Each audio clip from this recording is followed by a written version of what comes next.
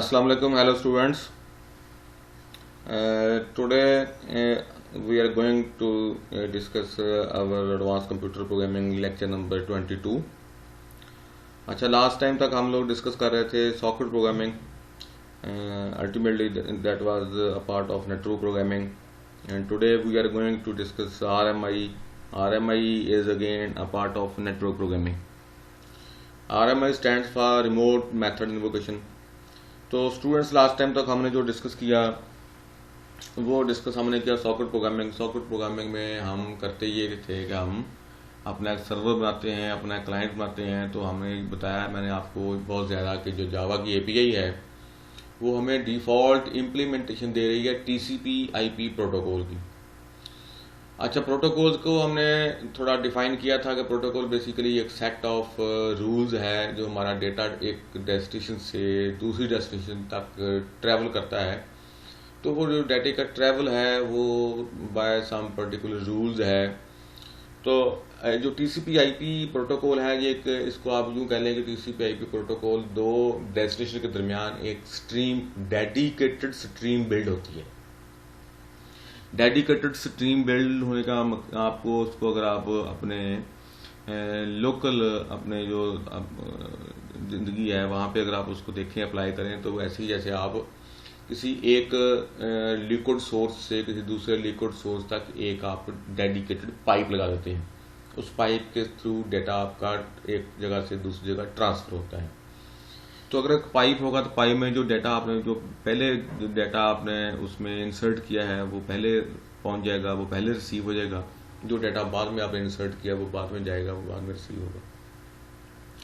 तो टीसीपी/आईपी एक डेडिकेटेड आपका राउट है जो बिल्ड होता है बिटवीन टू डेस्टिनेशंस. तो हमने उसमें डिस्कस किया कि इसमें आप मल्टी थ्रेडेड बना सकते हैं. अपने सर्वर को आप मल्टी थ्रेडेड बनाएंगे तो एक सर्वर के साथ दो क्लाइंट कनेक्ट हो सकते हैं. तो स्टूडेंट, आज हमारा जो टॉपिक है, जो नया टॉपिक हम देख रहे हैं वो आरएमआई है. आरएमआई को हम ये भी कहते हैं कि आरएमआई बेसिकली एक अल्टरनेट है ऑफ सॉकेट प्रोग्रामिंग. लेकिन अल्टीमेटली आरएमआई में कुछ डिफरेंसेस हैं. आरएमआई में जो हम डाटा कम्युनिकेट करवाते हैं बिटवीन क्लाइंट एंड सर्वर, वहाँ पे कुछ डिफरेंसेस हैं as compared to socket programming. Socket programming एक आपका बेसिकली एक नॉर्मल प्रोग्राम था. नॉर्मल प्रोग्राम की तरह हम उस प्रोग्राम को बनाते हैं. एक मशीन पे प्रोग्राम बनता है, दूसरी मशीन पे ऊपर दूसरा प्रोग्राम बनता है, या एक प्रोसेस के अंदर एक प्रोग्राम चल रहा है, दूसरे प्रोसेस के अंदर दूसरा प्रोग्राम चल रहा है. अच्छा, दोनों प्रोग्राम अपने अपने प्रोसेस में चल रहे हैं. दोनों प्रोग्राम के अंदर जो ऑब्जेक्ट्स हैं, हर प्रोग्राम के जो ऑब्जेक्ट्स हैं, वो अपने प्रोसेस के अंदर एग्जीक्यूट हो रहे हैं. डाटा ट्रांसफ़र होता है. डाटा अगर एक प्रोसेस है, एक क्लाइंट है, वो अपने प्रोसेस में चल रहा है, वो अपने प्रोसेस के अंदर चलते हुए वो डाटा सेंड करता है. तो वो डाटा दूसरा प्रोग्राम रिसीव करता है, रिसीव करके अपने प्रोसेस के अंदर उस डाटे को प्रोसेस करता है.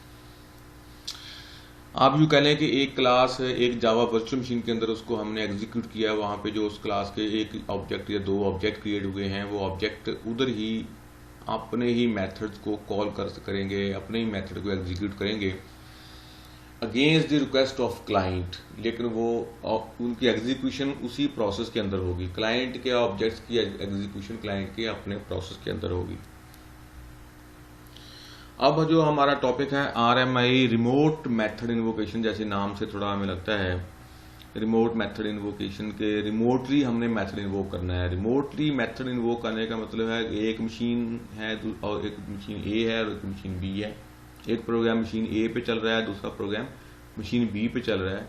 तो प्रोग्राम ए की रिक्वेस्ट पे प्रोग्राम बी का मेथड इन्वोक हो जाए, ये हो सकता है. ये भी अल्टीमेटली रिमोटली हमने मेथड को इन्वोक किया है. दूसरा ये है कि मशीन ए पे जो प्रोग्राम चल रहा है उस प्रोग्राम का कोई ऑब्जेक्ट उसको आप इन्वोक कर दें ला के मशीन ए पे चलने वाले प्रोग्राम के प्रोसेस के अंदर वो आके इन्वोक हो जाए.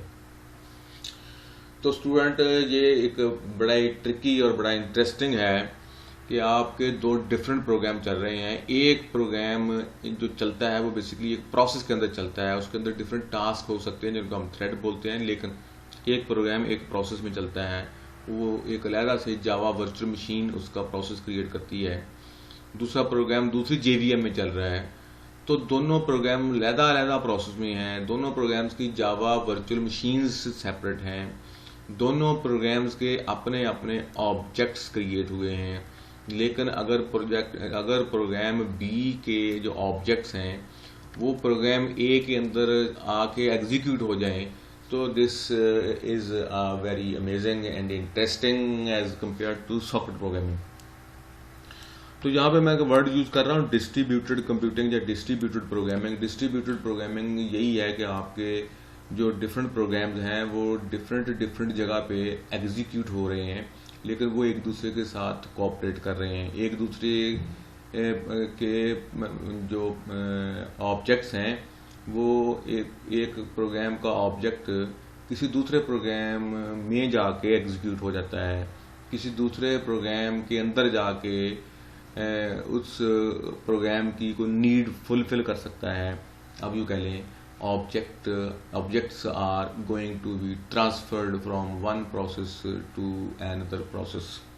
अब ये कहा जा सकता है जिस तरह से ऑब्जेक्ट आपके ट्रांसफर हो सकते हैं। अच्छा, यहाँ पे मैंने दो ये वर्ड यूज़ किए हैं, serialisation, stub, skeleton, TCP/IP, UDP, RMIC, RMI registry, ये कुछ चीज़ें हैं जो जब हम RMI का प्रोग्राम बनाते हैं तो वहाँ पे यूज़ होती हैं। सीरियलाइजेशन ये है कि आपका, जब मैं कहता हूँ एक ऑब्जेक्ट, जैसे यहाँ पे आपको ये तस्वीर पे सामने नज़र आ रहा है, एक मशीन A है, उसमें एक कॉलर है, एक स्टब है। मशीन B है, उसमें कॉलर ऑब्जेक्ट है, स्केलेटन है। अच्छा, स्टब और स्केलेटन को आप यूँ समझें कि एक साइड पे एक बॉस है, एक मशीन A का बॉस है तो एक मशीन B का बॉस है, और दोनों जो बॉसेस हैं इनके अपने अपने PSOs हैं। अच्छा, एक बॉस का जो बॉस ने दूसरे बॉस से बात करनी है तो बेसिकली वो अपने PSO से बात करेगा, और A का जो PSO है वो B मशीन के जो बॉस है उसके PSO से बात करेगा। तो एक PSO का नाम स्टब है, दूसरे PSO का नाम स्केलेटन है। तो लेकिन स्टूडेंट्स, ये पहले स्टब और स्केलेटन क्रिएट होते थे, अभी जो नया वर्जन जावा का है यहाँ पे सिर्फ अब स्टब क्रिएट हो रहा है, स्केलेटन अब क्रिएट नहीं होता। स्केलेटन वाला जो काम है वो यूनिकास्ट रिमोट ऑब्जेक्ट क्लास है, उसको हम एक्सटेंड करते हैं, तो वो स्केलेटन वाला काम, वो जो क्लास है वो उस काम को या उस प्रोसेस को वो खुद मैनेज कर लेती है। तो अब वो वार्निंग हम मिलती जब हम RMIC कंपाइलर चला के अपने प्रोग्राम का स्टब और स्केलेटन क्रिएट करते हैं। तो वार्निंग का मतलब ये होता है कि दिस टाइप ऑफ, ये जो आप हमारा फ्रेमवर्क है, this is going to be deprecated, और आने वाले सालों में ये बिल्कुल भी नहीं होगा। तो स्टूडेंट्स, सीरियलाइजेशन ये है कि जब आपका एक ऑब्जेक्ट एक मशीन से ट्रैवल करके दूसरी मशीन तक जाएगा, तो जब तक दूसरी मशीन पे वो एक्सेप्ट नहीं हो जाएगा उस वक्त तक उसकी मशीन A के साथ उसका राब्ता रहेगा, जब मशीन A पे उसका कनेक्शन रहेगा, और जब वहाँ पे रिसीव हो जाएगा तो फिर मशीन A और मशीन B के दरमियान जो उसका एक तरह का कनेक्शन स्टैब्लिश था या उसका जो कनेक्शन था वो फिर ख़त्म हो जाएगा। आप यूँ कह लें कि सीरियलाइजेशन बेसिकली इंश्योर करती है to transfer data in two split. तो क्योंकि यहाँ पे हम एक ऑब्जेक्ट ट्रांसफ़र करते हैं, नो डाउट डाटा यहाँ पे भी TCP/IP के थ्रू ही ट्रांसफ़र होता है, लेकिन TCP/IP के ऊपर एक वायर्ड लेयर होती है जिसको हम उसको बोलते हैं RMIP remote method invocation protocol. आप कह लें TCP/IP के ऊपर RMIP एक प्रोटोकॉल होता है, तो हमारा डेटा पैकेट्स की फॉर्म में भी यहाँ पे जाता है। जैसे UDP एक प्रोटोकॉल है जो कि कनेक्शन लेस प्रोटोकॉल है, वो कनेक्शन ओरिएंटेड प्रोटोकॉल नहीं है, वहाँ पे डेडिकेटेड कनेक्शन नहीं होता UDP में। UDP में भी ऐसे होता है कि आपका डाटा बॉल्स की फॉर्म में जाता है, जैसे हम एक बॉल दूसरे बंदे को बॉल्स फेंकते हैं, तो जब आप ऐसे ऑब्जेक्ट्स फेंके जाते हैं तो फिर ऐसा ये इंश्योर नहीं होता कि जो ऑब्जेक्ट आपने पहले फेंका वो पहले पहुंच जाएगा, ड्यू टू सम कंस्ट्रेंट्स जो आपके पूरे उस ट्रांसफ़र पाथ है वहाँ पे कुछ कंस्ट्रेंट्स आ सकती हैं। ऐसा पॉसिबल है कि if we are going to use universal datagram protocol, कि जो ऑब्जेक्ट आपने पहले सेंड किया है वो बाद में रिसीव हो जाए, जो बाद में सेंड किया है वो पहले रिसीव हो जाए, तो ये पॉसिबल है। तो सीरियलाइजेशन तो ये है कि आपका जब ऑब्जेक्ट एक जगह से दूसरी जगह ट्रांसफ़र करता है तो उस ऑब्जेक्ट का सेंडर मशीन पे उसका कनेक्शन उस वक्त तक रहता है जब तक वो रिसीव नहीं हो जाता। जब रिसीव होके वो ऑब्जेक्ट अपने असल फॉर्म में आता है तो फिर उसको हम कहते हैं हमने इसको डीसीरियलाइज कर लिया है। मतलब सीरियलाइज करते हैं पहले, फिर उसके बाद उसको डीसीरियलाइज करते हैं। सीरियलाइज का मतलब है कि आपने ऑब्जेक्ट को बाइट्स में कन्वर्ट किया और आपने उस स्ट्रीम पे बाइट्स की फॉर्म में उसको ट्रांसफ़र कर दिया टूवर्ड डेस्टिनेशन। जब डेस्टिनेशन पे वो बाइट्स रिसीव हुई तो उस बाइट्स को फिर से दोबारा उसी फॉर्म में वो बाइट्स आई जिस फॉर्म में पहले से ऑब्जेक्ट था। तो इस प्रोसेस को कहते हैं हमने इसको कर दिया डीसीरियलाइज। मतलब सीरियलाइज करना, ऑब्जेक्ट को बाइट्स में कन्वर्ट करना, और डीसीरियलाइज करना उसको जो बाइट्स हैं उसका फिर से उसी तरह का ऑब्जेक्ट बनाना जिस तरह का ऑब्जेक्ट डेस्टिनेशन से वो शुरू हुआ था। तो ये सीरियलाइजेशन और डीसीरियलाइजेशन नाम के दो इंटरफेस हैं, वो हम अपने उस क्लास पे इम्प्लीमेंट कर लेते हैं जिस क्लास का ऑब्जेक्ट हमने सेंड करना होता है। तो स्टूडेंट उसके बाद स्टब और स्केलेटन है। स्टब और स्केलेटन ऐसी है जैसे हम अपना प्रोग्राम जावा सी से जब कंपाइल करते हैं तो डॉट क्लास फाइल बनती है। लाइक मेरी क्लास का नाम अगर ए है, इसको मैं कंपाइल करूँगा तो इसका वहाँ पे एक फ़ाइल बन जाएगी, ए डॉट जावा पहले से होगी, ए डॉट क्लास दूसरी फाइल बन जाएगी। अच्छा, जब मैं RMIC एक कंपाइलर है, RMI कंपाइलर, RMIC के साथ हम उसको लिखते हैं जैसे जावा सी लिखते हैं ऐसे हम RMIC लिखेंगे।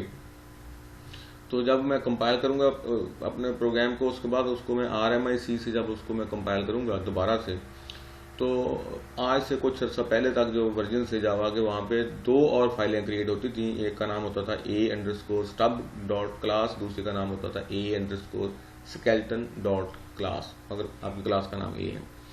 तो स्टूडेंट्स अभी सिर्फ स्टब क्रिएट हो रहा है, स्केलेटन क्रिएट नहीं होता।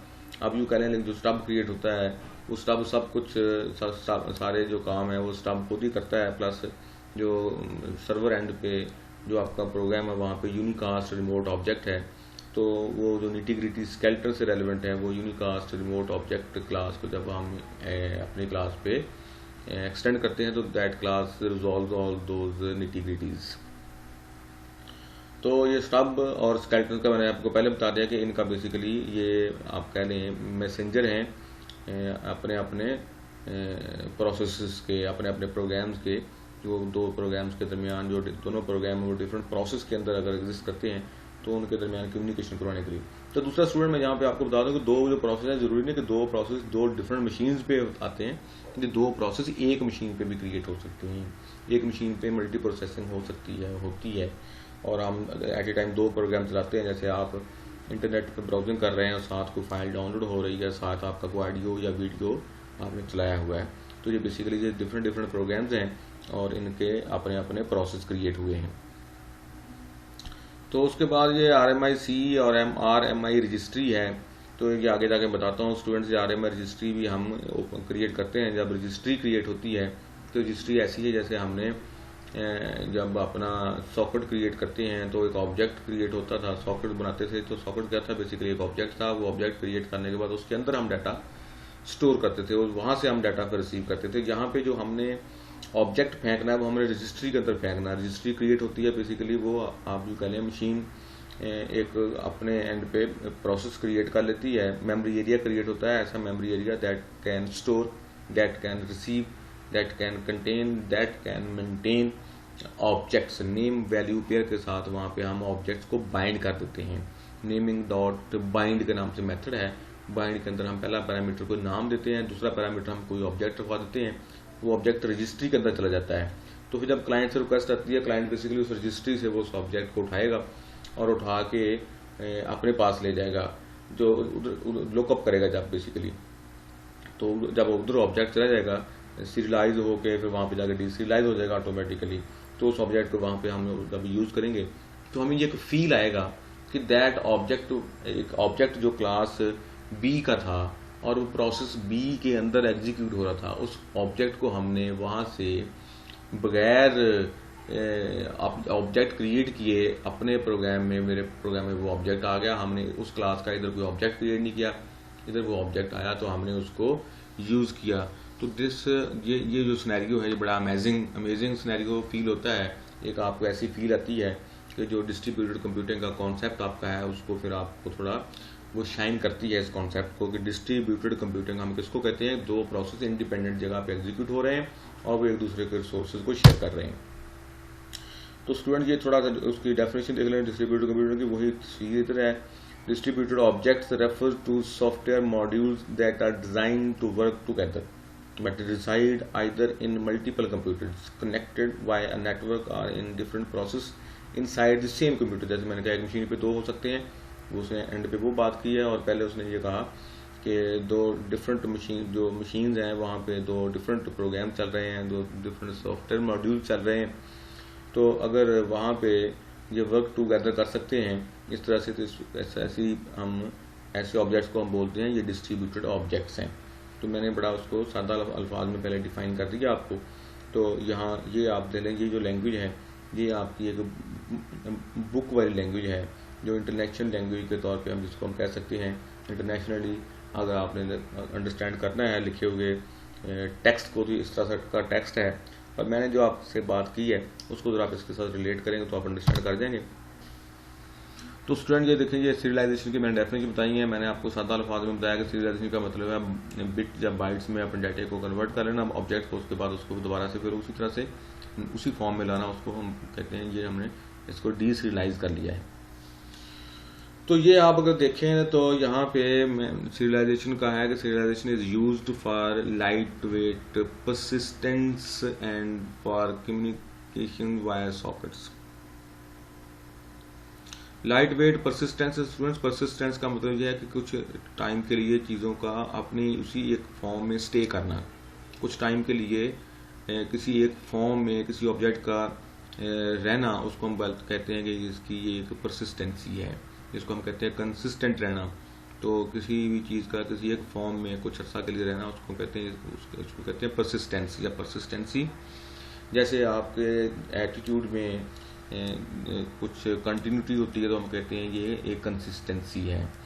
And for communication via sockets or Java remote method communication the default encoding of objects protects private and transient data and support the evolution of classes. Object serialization is a process used to convert the state of an object into a byte stream. ये देखिए वही बात होगी, which can be persisted into disk file or sent over the network to any other running Java virtual machine। वो कहता है वो persist करेगी किसी फाइल पे, किसी डिस्क पे या किसी नेटवर्क पे, उसको हम सेंड कर देंगे जो कि दूसरी मशीन पे गया हुआ है। उसने अभी डीसीरियलाइजेशन की जहाँ पे बात नहीं की, जब वहाँ पे वो चला जाएगा दूसरी मशीन पे उसका बाइट्स की फॉर्म में डाटा, तो वहाँ पे जाके उसको फिर बिल्ड किया जाएगा और उसको उसी फॉर्म में लाया जाएगा जिस फॉर्म में वो पहले से था, जिस फॉर्म में वो पहले से था जब उसको बाइट्स में कन्वर्ट किया था, उसी फॉर्म में जब उसको लाया जाएगा। तो इसको हम कहते हैं, हमने इसको कर लिया है डीसीरियलाइज। अच्छा, नेक्स्ट वो कहता है कि during serialisation Java run time associates a version number with each serialisable class. जो जावा का रन टाइम है, जो वर्चुअल मशीन है, वो उसके साथ ऑटोमेटिकली रन टाइम पे कोई एक नंबर टैग हो जाता है। This number called serial version UID which is used during deserialization to verify. ये UID जो नंबर है, ये जब हम डीसीरियलाइज करते हैं ऑब्जेक्ट्स को, तो वहाँ पे उस नंबर्स को जब सीरियलाइज किया जाता है तो उस वक्त उस नंबर्स को उसके अंदर मेथड्स हैं, वहाँ पे हम नंबर गेट कर सकते हैं। उधर जाकर जब डीसीरियलाइज करना है तो वो नंबर देना पड़ता है कि वो अपने उस ऑब्जेक्ट को करना है डीसीरियलाइज, जिसका UID नंबर ये वाला है। तो आप ये कह रहे हैं उसका एक ID नंबर है। तो to verify that sender and receiver of the serialized objects have loaded classes for that object that are compatible with the respective. वही वाला आपका ऑब्जेक्ट हो, आप किसी और ऑब्जेक्ट को डीसीरियलाइज करने की कोशिश करेंगे तो वो डीसीरियलाइज नहीं होगा, या आप उसको फिर डिटेक्ट नहीं कर सकते। उसको फिर आपने अगर कंटेनर को यूज़ करना है, कोई वेरिएबल यूज़ करना है, किस वेरिएबल में उसको आप स्टोर करेंगे, आपको पता ही नहीं उसकी टाइप क्या है। जब आपको पता होगा कि इसकी ये टाइप है तो उसके आप नंबर का आपको पता होगा, फिर उसका आप नंबर देंगे तो फिर वो डीसीरियलाइज हो जाएगा। तो स्टूडेंट्स ये हमारा था आज का कि हम इसको करने जा रहे हैं अपने जो RMI है, तो RMI मैंने आपको कहा था कि इसमें हम जो कंपाइलर है, जैसे फॉर एग्जांपल हम पहले ये करते रहे हैं कि अब प्रोग्राम कंपाइल करते थे तो हम लिखते थे जावा सी लिखते, कुछ ऐसे ही RMIC भी है। ये देखिए, ये भी कंपाइलर है, ये भी आप इसको चलाते हैं तो ये कुछ इन्फॉर्मेशन आपको देता है कि आपने कैसे इसका मतलब ये है कि दिस इज़ अ कंपाइलर जो आपको कुछ कमांड्स बता रहा है। जैसे जावा सी का जो कंपाइलर है वो आपको कुछ कमांड्स देता है, ऐसे इसकी भी कुछ कमांड्स हैं जो हम आगे चल के इसको देखते हैं कि हमने कैसे अपना प्रोग्राम लिखना है अगले लेक्चर में। और दूसरा रजिस्ट्री है RMI रजिस्ट्री, ऐसे करके RMI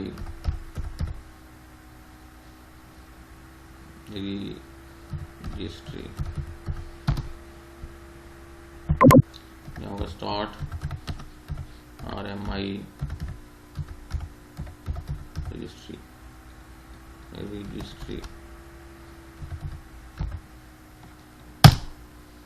ये देखो स्टूडेंट, जैसे मैंने स्टार्ट RMI रजिस्ट्री लिखा तो ये विंडो आपकी क्रिएट हो गई। तो प्रोग्राम जब आपने कंपाइल करना, कंपाइल करने के बाद आपने उसका RMIC कंपाइलर से कंपाइल करना है, जैसे मैं सर्वर साइड की बात कर रहा हूँ। और उसके बाद जब आपका RMIC कंपाइलर भी चल जाए, इसका मतलब ये हो गया कि अब आपके स्टब स्केलेटन क्रिएट हो गए। तो फर्दर तो सारी फॉर्मेलिटी पूरी करने के बाद जब आपने सर्वर रन करना, तो उससे पहले आपने रजिस्ट्री स्टार्ट करनी है, क्योंकि रजिस्ट्री स्टार्ट करेंगे हमें जब सर्वर रन करेंगे तो जो ऑब्जेक्ट हमारा क्रिएट होने हैं, जो ऑब्जेक्ट हमने उधर दूसरी साइड पे भेजने हैं, या दूसरी साइड वाले प्रोग्राम ने हमारे प्रोग्राम के जो ऑब्जेक्ट उठा के उधर जाएंगे, सीरियलाइज होके उधर चले जाएंगे, वो हमने इस रजिस्ट्री के अंदर फेंक देने हैं। तो हमने मेथड बेसिकली कॉल किया हुआ होगा naming.rebind, वो इसके अंदर रिबाइंड करेगा। जब बाइंड करेगा ऑब्जेक्ट को, बाइंड करने के लिए रजिस्ट्री का ओपन होना जरूरी है। जब रजिस्ट्री ओपन होती है तो आप यूँ समझिए एक ऑब्जेक्ट स्पेस ओपन हो गई है, एक ऑब्जेक्ट आपका क्रिएट हो गया जिसके अंदर आप दूसरे ऑब्जेक्ट्स फेंक सकते हैं। तो ये इसको हमने मिनिमाइज करना, उसके बाद फिर अपने प्रोग्राम रन करना है। तो स्टूडेंट नेक्स्ट लेक्चर में हम देखते हैं कि हमने अपना RMI का सादा प्रोग्राम बनाने की हम कोशिश करते हैं। प्रोग्राम कैसे बनाना है, तो वो प्रोग्राम बनाते हैं, तो फिर अगले प्रोग्राम में हमारी बात होगी। Thank you very much.